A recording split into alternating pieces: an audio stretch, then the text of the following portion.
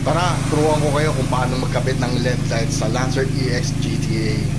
May catch tong video na to ha, kaya panoorin nyo hanggang huli. Maraming salamat po.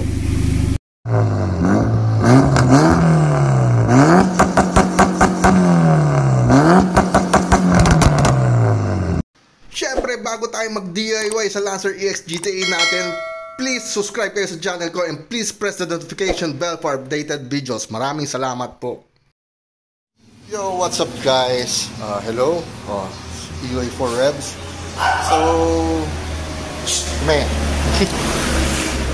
So ito nga pala yung Lancer EX GTA ko.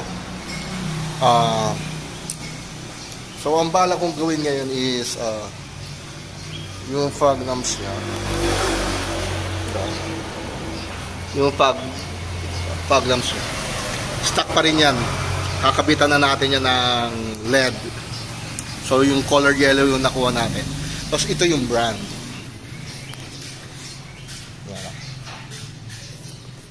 This one. Yan. Knob sight. LED light bulbs. So this is 18,000 lumens. Kulay dilaw yan. So ngayon magdi-DIY tayo. Papakita ko sa inyo kung paano mag-install ng ganito sa Lancer EX. Sana makakatulong sa inyo kung paano mag-install ng LED light sa Lancer EX GTA. Let's go! So guys, para matanggal itong cover, meron isang screw dito. So, Phillips screwdriver lang yan. Tatanggalin na natin. Once na natatanggal na natin to, hahatakin lang natin to.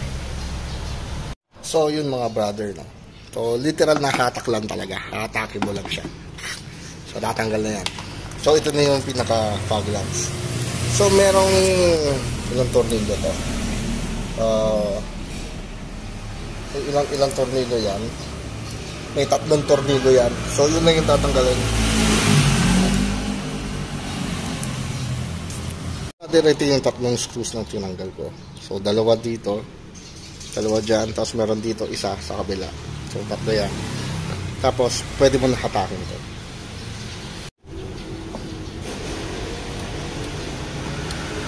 So guys, ganyan po yung itsura niyan kapag ginatan. So tatanggalin ko lang to. So tanggalin ko yung bulb. Kasi kakabit na natin yung LED. Ito na po yun. H11 po. Ito po yung ipapalit natin. Ganda. So baklasin ko muna to para makita niyo yung difference. So ito po yung stock. Alam ko Osram to eh.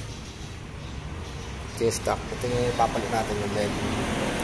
So pipihitin lang kung pa-counterclockwise o hatakin. So yung pag-install ganun din. Pasok mo lang tapos clockwise naman ang pihit.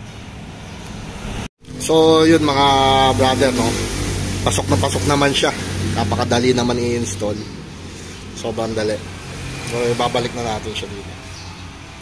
So ngayon ang gagawin natin, i-test natin ngayon kung sumisindi para ma-compare na natin kung ano yung itsura nung stock na nandun tapos yung bagong kinabit natin na LED.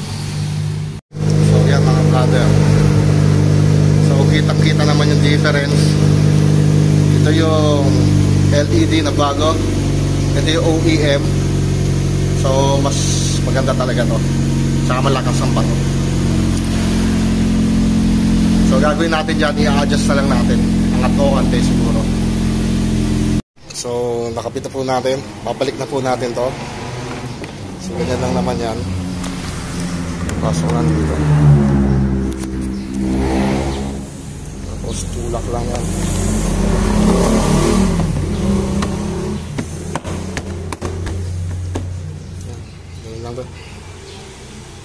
Dali lang. Tapos same procedure lang sa kabila. So ikakabit ko na to sa kabila. Tapos mamaya i-testing natin na dalawa sila. So ganun na ganun din yung procedure. Isang tornilyo dan dito. Tapos pag nahatak mo na to, slide mo lang pag ganun para matanggal. Tapos 3 tornilyo dito. So yun guys, nakakabit ko na siyang dalawa. So ganun lang po kadali magkabit ng LED fog lamps. Actually yung bulb lang yung pinalitan ko. Ganun lang po kadali. Sana makatulong sa mga gusto mag DIY. Kung nagustuhan nyo po yung video ko, mag-subscribe kayo at saka please follow na rin po. Maraming salamat po. Ito ngayon ang catch dito sa video ko. Kung ilang beses ko sinabi yun, so mag-comment kayo sa comment section, tapos pipili ako kung sinong bibigyan ko ng LED lights na ganyan. Okay?